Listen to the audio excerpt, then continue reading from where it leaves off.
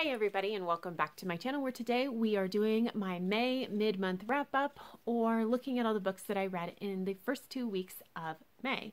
And it was only 3 books. It was a little bit of a slow reading period, but we are just going to jump right in with the first book, and that is Goldilocks by Laura Lam. This is an adult science fiction standalone, and I am just going to read the back of the book for the description. Despite increasing restrictions on the freedoms of women on Earth, Valerie Black is spearheading the first all-female mission to a planet in the Goldilocks zone, where conditions are just right for human habitation. It's humanity's last hope for survival, but when things start going wrong on the ship, the crew begin to suspect that someone on board is concealing a terrible secret, and realize time for life on Earth may be running out faster than they feared. I have already done a full-length review on this book, so I will leave it linked down below, and I'll keep this pretty short and sweet. So generally speaking, the world building of this, both the science and especially the climate disaster aspects to this, are pretty well done. The sexism and misogyny stuff, however, is not. The biggest problem I had was with how the characters react to having their rights taken away, to being pushed out of their jobs, their careers. It didn't really work well for me, and I don't know if that's because the world building wasn't great or because the characters weren't really well developed. The characters themselves were just not really honestly developed at all. Now, it worked well because this is actually a book that's much more about it worked okay because this is a book that is much more about the plot than the characters, but it did mean that that world building aspect really stuck out to me in a very negative kind of way. This book starts very slowly. We're putting a lot of things in place. The timeline jumps around, which is sometimes hard to follow, but the second half, it does speed up quite significantly, and we quit jumping around quite as much, and it gets really, really interesting. I found it to be incredibly interesting. I sat down and read the second half of this book in one afternoon, and I still am thinking about some of the things that were brought up. This is definitely one where you want to go in with not a whole lot more knowledge than what is on the back of the book, unless you need content warnings, and then I strongly suggest looking up the content warnings, because there is at least some warnings are there for things like miscarriage. So just double check. I will leave the links to the book down below, to Storygraph, where users are allowed to tag content warnings, and I would definitely start there with the content warnings for this book. But overall, I generally really liked it, on the strength of the second half more than really enjoying the first half of this book, but I did give it 4 stars. After that, I read Fugitive Telemetry by Martha Wells. This is the 6th book in the Murderbot Diaries series and the 5th novella. This one takes place between the events of the first 4 novellas and the full-length novel.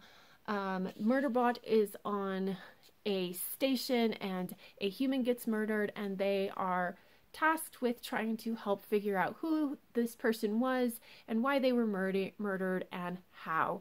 And Murderbot very quickly realizes that means that they're going to have to interact with other humans, and they're not excited about it. And the story goes from there.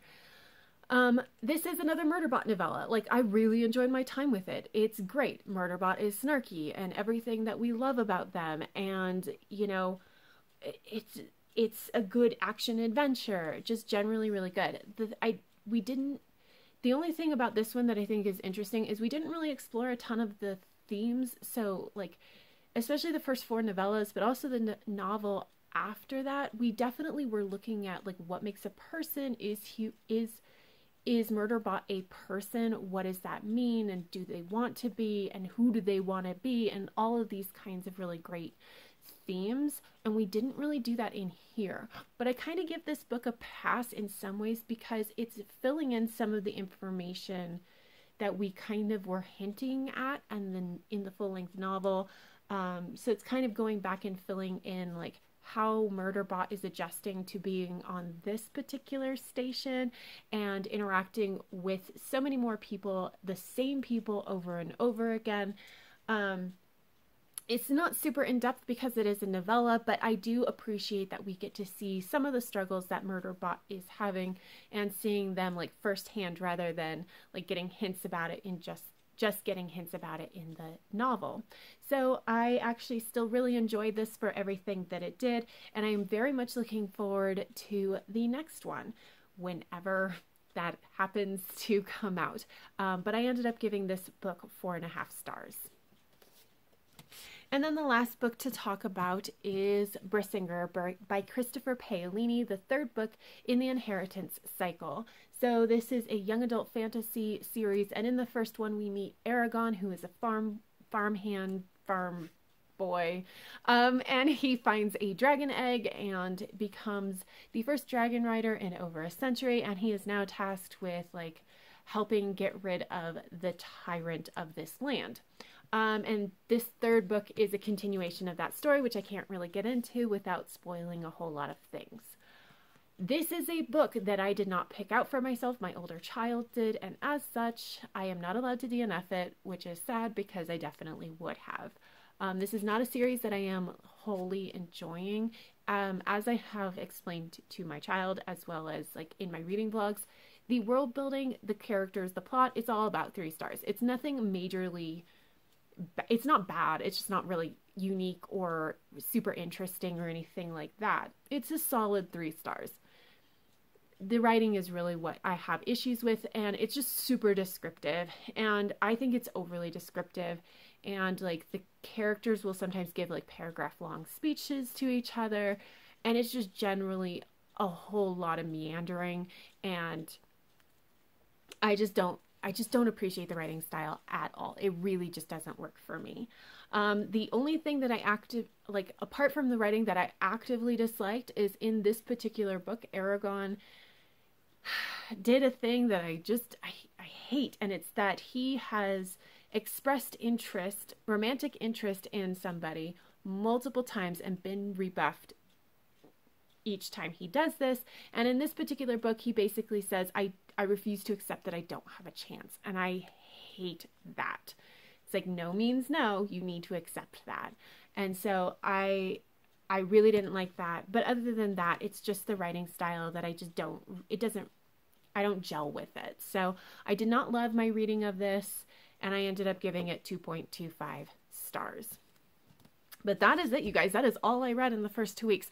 I did have a little bit of a slow first week because at the end of April, I DNF'd so many books that I kind of got a little burned out. And then the second week was absolutely devoted to reading Brissinger because it is a chunk. It is 750 pages, so it did take me the full week to read it. I don't know how the rest of the month is going to go. It may continue to be slow. It may pick up quite significantly. I don't know. But that is all I have for this update, you guys. Let me know down below what you have been reading. If you have thoughts about the things that I am reading, let me know everything. But that is it. So if you like this video, please give it a thumbs up. And until next time, have happy reading, and I will see you in the next video. Bye.